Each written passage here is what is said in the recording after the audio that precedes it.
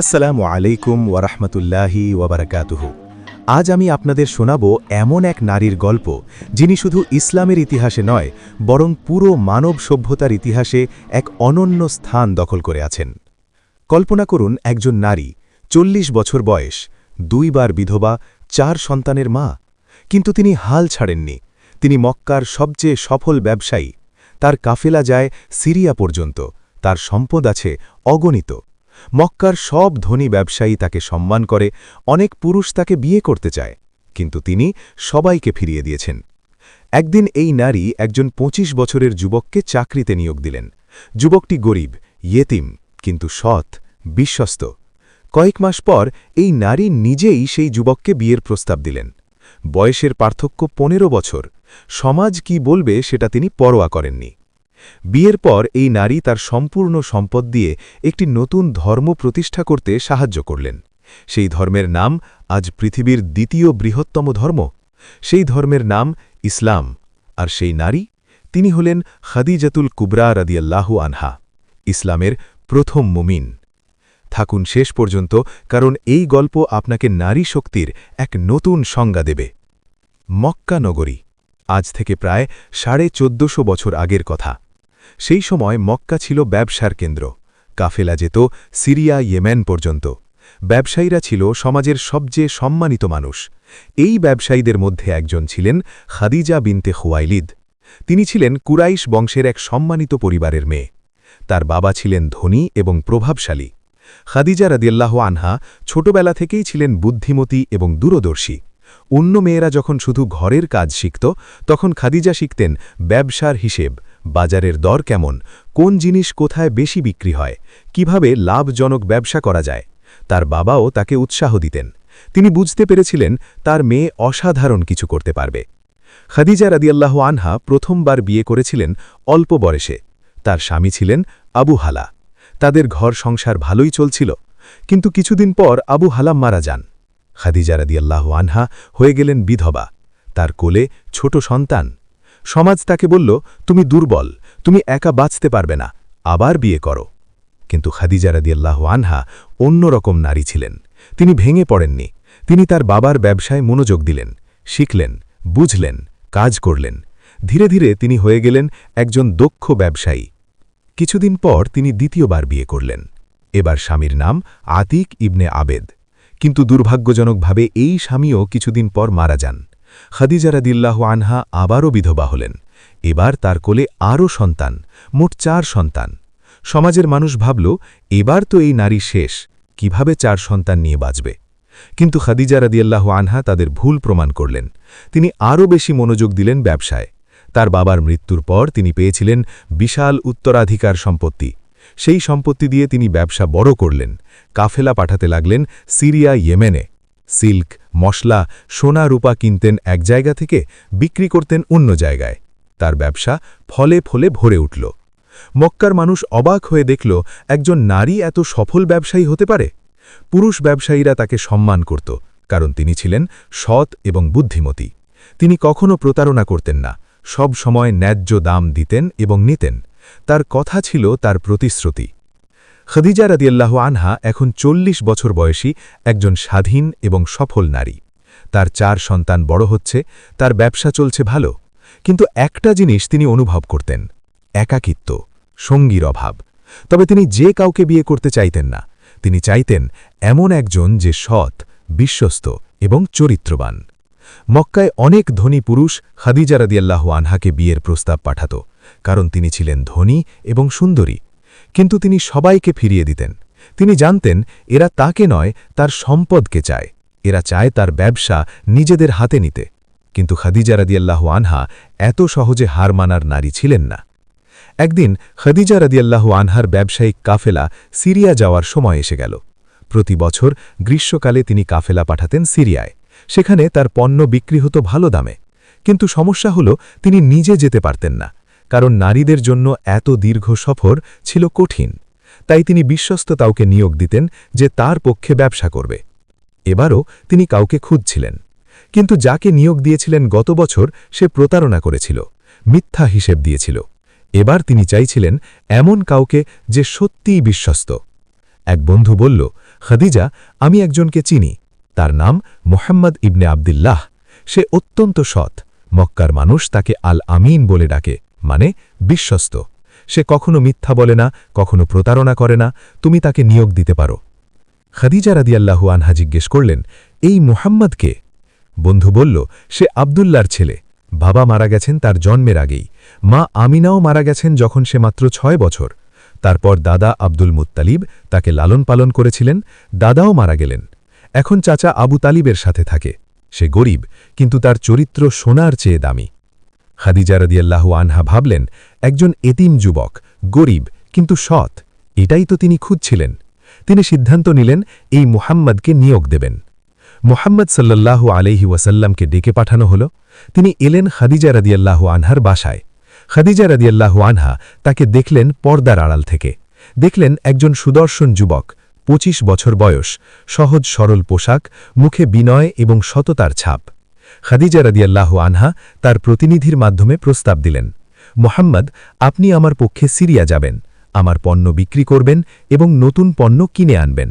আমি আপনাকে অন্যদের চেয়ে বেশি পারিশ্রমিক দেব, কারণ আমি জানি আপনি সৎ এবং বিশ্বস্ত। মুহাম্মদ সাল্লাল্লাহু আলাইহি ওয়াসাল্লাম রাজি হলেন। তিনি কাজ করতে ভালোবাসতেন, নিজের হাতে উপার্জন করতে চাইতেন, ভিক্ষা বা দানের ওপর নির্ভর করতেন না। কিছুদিন পর কাফেলা রওনা হল সিরিয়ার উদ্দেশ্যে। খাদিজা রাদিয়াল্লাহু আনহা তার বিশ্বস্ত দাস মায়েসারাকে সাথে পাঠালেন। মায়েসারার কাজ ছিল মুহাম্মদ সাল্লাল্লাহু আলাইহি ওয়াসাল্লামকে সাহায্য করা এবং সব কিছু খাদিজা রাদিয়াল্লাহু আনহাকে রিপোর্ট করা। সিরিয়ার সফর ছিল দীর্ঘ, মরুভূমি পাড়ি দিতে হতো, কখনো প্রচণ্ড গরম, কখনো রাতে ঠান্ডা, কখনো ডাকাতের ভয়। কিন্তু মুহাম্মদ সাল্লাল্লাহু আলাইহি ওয়াসাল্লাম সব সামলালেন দক্ষতার সাথে। তিনি কাফেলার মানুষদের সাথে সুন্দর ব্যবহার করতেন, তাদের সমস্যা বুঝতেন, সমাধান করতেন। সিরিয়ায় পৌঁছে তিনি ব্যবসা শুরু করলেন। তার সততা এবং ব্যবসায়িক বুদ্ধি দেখে সিরিয়ার ব্যবসায়ীরা মুগ্ধ হল। তিনি খাদিজা রাদিয়াল্লাহু আনহার সব পণ্য বিক্রি করলেন ভালো দামে। তারপর নতুন পণ্য কিনলেন সঠিক দামে, কোনো প্রতারণা করলেন না, কোনো মিথ্যা বললেন না। মায়সারা সব দেখছিল। সে দেখল মুহাম্মদ কত সৎ।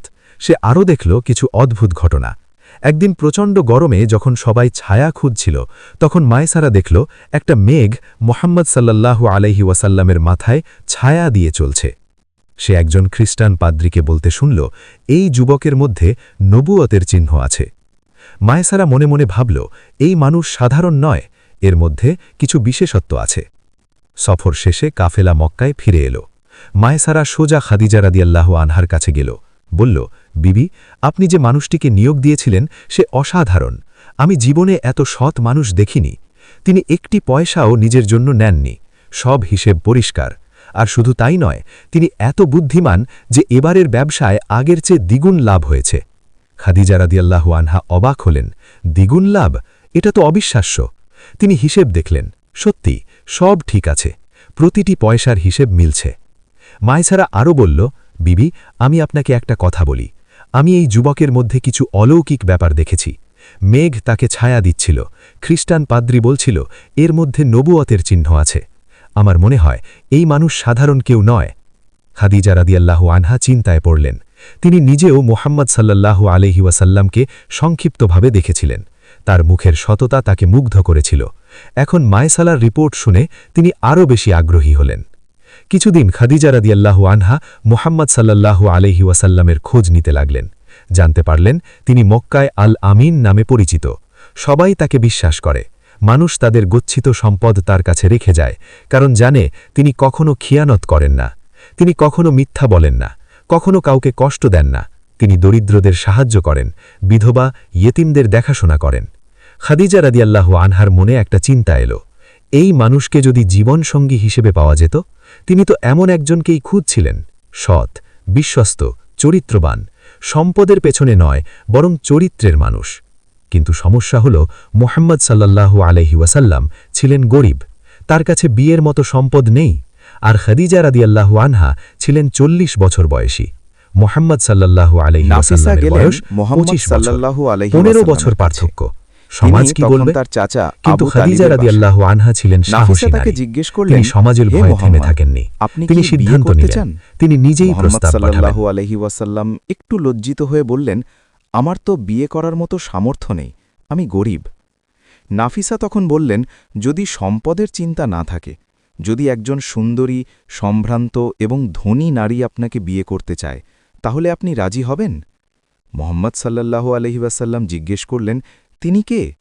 নাফিসা বললেন, খাদিজা বিনতে খুয়াইলিদ। মোহাম্মদ সাল্লাল্লাহু আলাইহি ওয়াসাল্লাম অবাক হলেন। খাদিজা, মক্কার সবচেয়ে সম্মানিত এবং ধনী নারী, তিনি আমাকে? আমি তো একজন গরিব এতিম, তিনি কেন আমাকে চাইবেন? নাফিসা বললেন, কারণ তিনি আপনার চরিত্র দেখেছেন, আপনার সততা দেখেছেন। তিনি সম্পদ নয়, চরিত্রের মানুষ খুঁজছেন। আপনি রাজি আছেন? মোহাম্মদ সাল্লাল্লাহু আলাইহি ওয়াসাল্লাম চিন্তা করলেন। তিনি খাদিজা রাদিয়াল্লাহু আনহার সততা এবং চরিত্র সম্পর্কে জানতেন। তিনি জানতেন খাদিজা একজন ভালো মানুষ। তিনি বললেন, আমি আমার চাচার সাথে কথা বলি। আবু তালিব যখন শুনলেন, তখন তিনি খুব খুশি হলেন। বললেন, মোহাম্মদ, এটা তোমার জন্য অনেক ভালো। খাদিজা একজন সম্মানিত নারী, সে তোমার চরিত্র দেখে তোমাকে পছন্দ করেছে। এটা আল্লাহর রহমত। কিছুদিন পর বিয়ে হয়ে গেল। খুব সাধারণ অনুষ্ঠান, কিন্তু খাদিজা রাদিয়াল্লাহু আনহা খুশি ছিলেন। তিনি পেয়েছেন যা চেয়েছিলেন, একজন সৎ এবং বিশ্বস্ত জীবনসঙ্গী। মোহাম্মদ সাল্লাল্লাহু আলাইহি ওয়াসাল্লামও খুশি ছিলেন। তিনি পেয়েছেন একজন বুদ্ধিমতী এবং সহানুভূতিশীল সঙ্গী। বিয়ের পর খাদিজা রাদিয়াল্লাহু আনহা তার সমস্ত সম্পদ মোহাম্মদ সাল্লাল্লাহু আলাইহি ওয়াসাল্লামের হাতে তুলে দিলেন। বললেন, এখন এই সব আপনার। কিন্তু মোহাম্মদ সাল্লাল্লাহু আলাইহি ওয়াসাল্লাম বললেন, না, এটা আপনার সম্পদ। আপনি যেমন চালাচ্ছিলেন তেমনই চালান, আমি আপনার সহযোগী হিসেবে থাকব। এটাই ছিল তাদের সম্পর্কের সৌন্দর্য, পারস্পরিক সম্মান, পারস্পরিক বিশ্বাস। কোনো একজন অন্যজনের ওপর কর্তৃত্ব করার চেষ্টা করেনি। তারা ছিল সত্যিকারের সঙ্গী। তাদের ঘর সংসার শুরু হল। খাদিজা রাদিয়াল্লাহু আনহার আগের বিয়ে থেকে 4 সন্তান ছিল। মোহাম্মদ সাল্লাল্লাহু আলাইহি ওয়াসাল্লাম তাদের সাথে নিজের সন্তানের মতোই ব্যবহার করতেন। তারপর তাদের নিজেদের সন্তান হল। প্রথমে কাসিম, তারপর জয়নব, তারপর রুকাইয়া, তারপর উম্মে কুলসুম, তারপর ফাতিমা, তারপর আবদুল্লাহ। একের পর এক সন্তান, একটা সুখী পরিবার। কিন্তু মোহাম্মদ সাল্লাল্লাহু আলাইহি ওয়াসাল্লাম শুধু ঘরে বসে থাকতেন না, তিনি চিন্তা করতেন। মক্কার মানুষদের দেখতেন, তারা মূর্তি পূজা করছে, মদ খাচ্ছে, জুয়া খেলছে, কন্যা সন্তান জীবন্ত কবর দিচ্ছে। এসব দেখে তার মন খারাপ হতো। তিনি ভাবতেন, এটা ঠিক না। নিশ্চয়ই এক আল্লাহ আছেন যিনি সবকিছু সৃষ্টি করেছেন। এই পাথর কিভাবে উপকার করবে? মোহাম্মদ সাল্লাল্লাহু আলাইহি ওয়াসাল্লাম মাঝে মাঝে একা থাকতে চাইতেন, চিন্তা করতে চাইতেন। তিনি মক্কার বাইরে হীরা নামে একটা পাহাড়ে একটা গুহায় যেতেন। সেখানে বসে থাকতেন দিনের পর দিন, ধ্যান করতেন, চিন্তা করতেন জীবনের অর্থ নিয়ে। খাদিজা রাদিয়াল্লাহু আনহা বুঝতেন।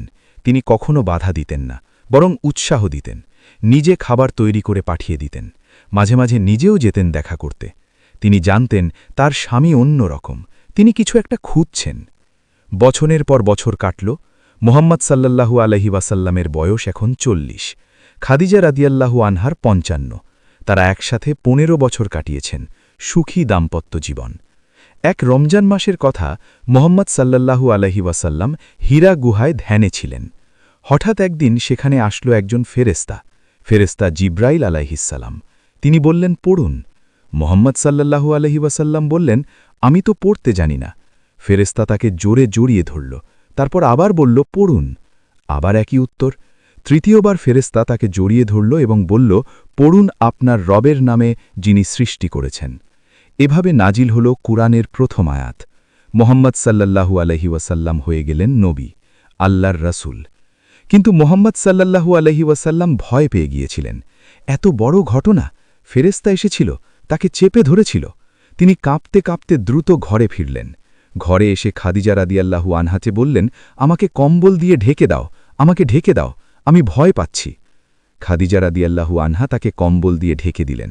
চিন্তিত হয়ে জিজ্ঞেস করলেন, কি হয়েছে? মোহাম্মদ সাল্লাল্লাহু আলাইহি ওয়াসাল্লাম কাঁপতে কাঁপতে সব বললেন, ফেরেশতার কথা, ওহির কথা, সব। খাদিজা রাদিয়াল্লাহু আনহা শুনলেন মনোযোগ দিয়ে। তারপর শান্তভাবে বললেন, আল্লাহর কসম, আল্লাহ আপনাকে কখনো লজ্জিত করবেন না। আপনি আত্মীয়তার সম্পর্ক রক্ষা করেন, সত্য কথা বলেন, অসহায়দের সাহায্য করেন, মেহমানদের সেবা করেন, বিপদগ্রস্তদের সাহায্য করেন। আল্লাহ এমন মানুষকে ছেড়ে দেন না। এই কথাগুলো শুনে মোহাম্মদ সাল্লাল্লাহু আলাইহি ওয়াসাল্লাম একটু শান্ত হলেন। খাদিজা রাদিয়াল্লাহু আনহার বিশ্বাস তাকে শক্তি দিল, কিন্তু তিনি এখনও নিশ্চিত হতে চাইলেন। খাদিজা রাদিয়াল্লাহু আনহা তখন তাকে নিয়ে গেলেন তার চাচাতো ভাই ওয়ারাকা ইবনে নওফালের কাছে। ওয়ারাকা ছিলেন একজন বয়স্ক জ্ঞানী মানুষ। তিনি খ্রিস্টান ধর্ম সম্পর্কে জানতেন, তাওরাত ইঞ্জিল পড়েছিলেন। মোহাম্মদ সাল্লাল্লাহু আলাইহি ওয়াসাল্লাম তাকে সব বললেন। ওয়ারাকা শুনে বললেন, এটা তো সেই ফেরেশতা জিব্রাইল যে মুসা আলাইহিসসালামের কাছে এসেছিল। তুমি হলে এই উম্মতের নবী। তোমার জাতি তোমাকে কষ্ট দেবে, তোমাকে বের করে দেবে, কিন্তু তুমি ধৈর্য ধরো। আমি যদি সেই দিন বেঁচে থাকি তাহলে তোমাকে সাহায্য করব। এভাবে নিশ্চিত হল যে মোহাম্মদ সাল্লাল্লাহু আলাইহি ওয়াসাল্লাম সত্যিই আল্লাহর নবী। এখন প্রশ্ন হল, কে সবার আগে এই সত্য মেনে নেবে? কে হবে প্রথম মুসলমান? খাদিজা রাদিয়াল্লাহু আনহা 1 সেকেন্ডও দেরি করলেন না। তিনি সাথে সাথে বললেন, আমি সাক্ষ্য দিচ্ছি আল্লাহ ছাড়া কোনো ইলাহ নেই এবং আপনি আল্লাহর রাসূল। আমি আপনার ওপর ঈমান আনলাম। আমি যা কিছু আপনি বলেছেন সব বিশ্বাস করলাম। এভাবে খাদিজা রাদিয়াল্লাহু আনহা হয়ে গেলেন ইসলামের প্রথম মুমিন। পুরুষদের মধ্যে আবু বক্কর রাদিয়াল্লাহু আনহু প্রথম, শিশুদের মধ্যে আলী রাদিয়াল্লাহু আনহু, কিন্তু সব মিলিয়ে সবার আগে খাদিজা রাদিয়াল্লাহু আনহা। তিনি শুধু মুখে বিশ্বাস করলেন না, তিনি তার সম্পূর্ণ সম্পদ ইসলামের জন্য ব্যয় করতে শুরু করলেন। যখন গোপনে দাওয়াত শুরু হল, তখন তার বাসা হয়ে গেল মুসলমানদের মিলনস্থল। তার সম্পদ দিয়ে গরিব মুসলমানদের সাহায্য করা হতো। যারা ইসলাম গ্রহণ করে সব হারিয়েছিল তাদের সাহায্য করতেন খাদিজা রাদিয়াল্লাহু আনহা। যখন ইসলাম প্রকাশ হল, তখন শুরু হল নির্যাতন। কুরাইশরা মুসলমানদের ওপর অত্যাচার করতে লাগল, রাসূলুল্লাহ সাল্লাল্লাহু আলাইহি ওয়াসাল্লামের ওপরও। তারা তাকে গালি দিত, পাথর মারত, রাস্তায় কাঁটা বিছিয়ে রাখত। নামাজের সময় উটের নাড়ি ভুড়ি তার পিঠে ফেলত। প্রতিদিন মোহাম্মদ সাল্লাল্লাহু আলাইহি ওয়াসাল্লাম ক্লান্ত আর কষ্ট নিয়ে বাসায় ফিরতেন, কিন্তু বাসায় পেতেন খাদিজা রাদিয়াল্লাহু আনহাকে। তিনি তাকে সান্ত্বনা দিতেন, বলতেন, ধৈর্য ধরুন, আল্লাহ আপনার সাথে আছেন। সত্য অবশ্যই বিজয়ী হবে, কষ্ট করবেন না, আমি আপনার সাথে আছি। খাদিজা রাদিয়াল্লাহু আনহার এই সাপোর্ট না থাকলে হয়তো রাসূলুল্লাহ সাল্লাল্লাহু আলাইহি ওয়াসাল্লামের অনেক কষ্ট হতো। তিনি ছিলেন তার সবচেয়ে বড় শক্তি, তার আশ্রয়স্থল। কুরাইশরা যখন দেখল মুসলমানরা বাড়ছে, তখন তারা একটা পরিকল্পনা করল। তারা বনু হাসিম এবং বনু মুত্তালিব গোত্রকে বয়কট করল। মানে তাদের সাথে কোনো ব্যবসা করবে না, তাদের সাথে বিয়ে শাদী করবে না, তাদের কাছে খাবার বিক্রি করবে না। তাদের একটা উপত্যকায় বন্দী করে রাখল। এই বয়কট চলল 3 বছর। 3 বছর ধরে মুসলমানরা এবং বনু হাসিম গোত্র সেই উপত্যকায় বন্দী ছিল। খাবার ছিল না, পানি ছিল সীমিত, শিশুরা ক্ষুধায় কাঁদত, মানুষ গাছের পাতা খেত, চামড়া খেত। অবস্থা ছিল ভয়াবহ। খাদিজা রাদিয়াল্লাহু আনহাও ছিলেন সেখানে। তিনি যে সব জীবন ধরে সম্পদ জমিয়েছিলেন সব দিয়ে দিলেন। গোপনে খাবার কিনে আনার চেষ্টা করতেন, অন্যদের সাহায্য করতেন, কিন্তু তিনি নিজে কষ্ট সহ্য করতেন। তার স্বাস্থ্য খারাপ হতে লাগল। 3 বছর পর অবশেষে বয়কট উঠে গেল। মুসলমানরা বের হল, কিন্তু খাদিজা রাদিয়াল্লাহু আনহার শরীর ভেঙে গিয়েছিল। 3 বছরের অনাহার এবং কষ্ট তাকে দুর্বল করে দিয়েছিল। তিনি অসুস্থ হয়ে পড়লেন। রাসূলুল্লাহ সাল্লাল্লাহু আলাইহি ওয়াসাল্লাম তার সেবা করতে লাগলেন, কিন্তু খাদিজা রাদিয়াল্লাহু আনহার অবস্থা খারাপ হতে লাগল। তিনি বুঝতে পারলেন তার সময় ঘনিয়ে আসছে। একদিন খাদিজা রাদিয়াল্লাহু আনহা রাসূলুল্লাহ সাল্লাল্লাহু আলাইহি ওয়াসাল্লামকে বললেন, আমি জানি আমার সময় শেষ, কিন্তু আমি খুশি। আমি এমন একজন মানুষের স্ত্রী ছিলাম যে আল্লাহর নবী। আমি প্রথম মুসলমান হওয়ার সৌভাগ্য পেয়েছি। আমার জীবন সার্থক হয়েছে। কিছুদিন পর খাদিজা রাদিয়াল্লাহু আনহা ইন্তেকাল করলেন। বয়স হয়েছিল 65 বছর। রাসূলুল্লাহ সাল্লাল্লাহু আলাইহি ওয়াসাল্লামের সাথে 25 বছর কাটিয়েছিলেন। একদিনও তিনি তার স্বামীকে কষ্ট দেননি। সব সময় সাপোর্ট করেছেন, সব সময় পাশে ছিলেন। রাসূলুল্লাহ সাল্লাল্লাহু আলাইহি ওয়াসাল্লাম অনেক কাঁদলেন। তার সবচেয়ে বড় সাপোর্টার চলে গেল, যে তাকে বিশ্বাস করেছিল যখন কেউ করেনি, যে তাকে সাহায্য করেছিল যখন সবাই বিরোধিতা করেছিল, যে তার সম্পদ দিয়ে ইসলাম প্রতিষ্ঠা করেছিল, যার মাধ্যমে আল্লাহ তাকে সন্তান দিয়েছিল। খাদিজা রাদিয়াল্লাহু আনহার জীবনী আমাদের অনেক কিছু শেখায়। প্রথমত তিনি শেখান যে নারীরা দুর্বল নয়। তিনি 2 বার বিধবা হয়েও হাল ছাড়েননি, নিজেকে প্রতিষ্ঠিত করেছেন একজন সফল ব্যবসায়ী হিসেবে। দ্বিতীয়ত তিনি শেখান যে বিয়েতে বয়স বা সম্পদ মুখ্য নয়, মুখ্য হল চরিত্র। তিনি 15 বছরের ছোট এবং গরিব একজনকে বিয়ে করেছিলেন শুধুমাত্র তার চরিত্রের জন্য। তৃতীয়ত, তিনি শেখান স্বামীকে সাপোর্ট করার গুরুত্ব। তিনি শুধু মুখে নয়, কাজেও সাপোর্ট করেছিলেন, তার সম্পদ দিয়ে, তার সময় দিয়ে, তার ভালোবাসা দিয়ে। চতুর্থত, তিনি শেখান বিশ্বাসের শক্তি। যখন সবাই সন্দেহ করছিল, তখন তিনি বিশ্বাস করেছিলেন। এই বিশ্বাসই তাকে প্রথম মুসলমান হওয়ার সম্মান দিয়েছে। পঞ্চমত, তিনি শেখান সম্পদের সঠিক ব্যবহার। তিনি তার সম্পদ জমিয়ে রাখেননি, ব্যয় করেছেন আল্লাহর রাস্তায়, ইসলাম প্রতিষ্ঠায়। ষষ্ঠত, তিনি শেখান ধৈর্যের গুরুত্ব। 3 বছরের বয়কট, অনাহার, কষ্ট, কিন্তু তিনি কখনো অভিযোগ করেন